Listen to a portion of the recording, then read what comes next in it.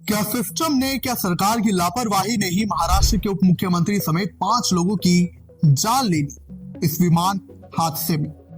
आखिर इस हादसे के पीछे जिम्मेदार कौन? सिस्टम, सरकार या कुछ और? क्या मौसम इसी का जिम्मेदार? इस पर अब हम बात करेंगे। नमस्कार, आप सभी का बहुत स्वागत है। मैं हूं आपके साथ ओम पांडे। देखिए, 28 जनवरी यानी बीते दिन को महाराष्ट्र के उप मुख्यमंत्री अजीत पवार बारामती में एक सभा को संबोधित करने के लिए मुंबई एयरपोर्ट से उड़ान भरते हैं, लेकिन जब वो बारामती एयरपोर्ट पर लैंड करने वाले थे तभी उनका विमान क्रैश हो जाता है।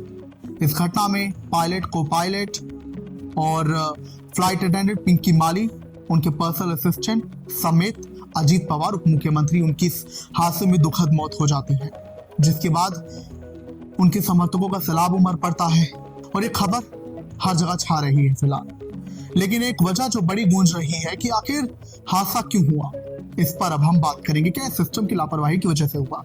इस पर अब हम आपको कुछ जानकारी देते हैं। देखिए, शुरुआती जांच में सामने आया है कि जिस दिन और जब यह हादसा हुआ तब विजिबिलिटी कम थी, इसी वजह से विमान क्रैश हो गया। तो ऐसे में बड़ा सवाल ये कि पायलट को ये जानकारी क्यों नहीं थी मौसम की? उसकी वजह है बारामती एयरपोर्ट पर ऑटोमेटिक वेदर रिपोर्ट सिस्टम ना होना। बिल्कुल, बारामती एयरपोर्ट पर फिलहाल ऑटोमेटिक वेदर रिपोर्ट सिस्टम नहीं है, यानी कि वहां पर नहीं पता लग सकता कि मौसम का हाल क्या होने वाला है। तो ऐसे में आपको बता दें कि जो अजीत पवार का प्लेन था, ये टीम थी, ये मुंबई एयरपोर्ट से ही मौसम का हाल जानकर वहां के लिए निकली थी। तो ऐसे में बारामती एयरपोर्ट, जो कि 200 किलोमीटर दूर है मुंबई एयरपोर्ट से, उसका मौसम अलग हो सकता है मुंबई से। तो ऐसे में ये लापरवाही हुई।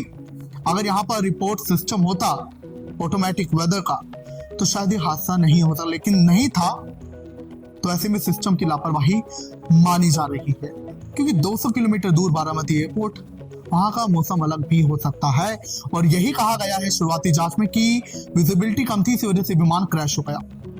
दूसरी बड़ी लापरवाही आपको बता दें कि लोकल टावर पर स्टाफ का ना होना। अब इसी को लेकर एक बहुत इंपॉर्टेंट बात आपको मैं बताता हूं। 2021 और 2022 में भी हादसा हुआ बारामती एयरपोर्ट पर, लेकिन तब वो सुर्खियों में नहीं आया, क्योंकि तब किसी भी बड़े नेता, मुख्यमंत्री या उप मुख्यमंत्री की इस हादसे में मौत नहीं हुई थी। लेकिन अब हुई है तो इस सुर्खियों में भी है।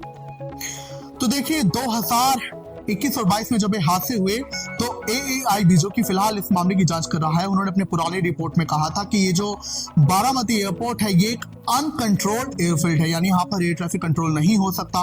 तो उसे जानने के लिए कि यहाँ पर लैंडिंग अप करनी है कि नहीं, ये जानकारी देता है ऑन साइट मौजूद लोकल टावर पर स्टाफ।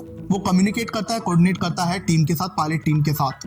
तो ऐसे में कहा यह जा रहा है कि जब ये हादसा हुआ तब लोकल टावर पर स्टाफ मौजूद नहीं था। अब सवाल ये कि वो मौजूद क्यों नहीं थे, उनकी गैर मौजूदगी क्या दर्शाती है, वो कहाँ थे उस वक्त जब ये हादसा हुआ? कहा जा रहा है कि अगर वो होते तो शायद ये हादसा ना भी होता।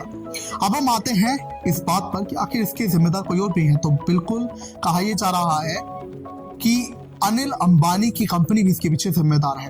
आपकी जानकारी के लिए बता दें कि अनिल अंबानी, जो कि देश के सबसे अमीर शख्स मुकेश अंबानी के भाई, उनकी कंपनी रिलायंस एयरपोर्ट डेवलपर्स इस एयरपोर्ट को संभाल रही है। उन्होंने 2 साल पहले इसे बोली में 95 साल के पट्टे पर जीता था।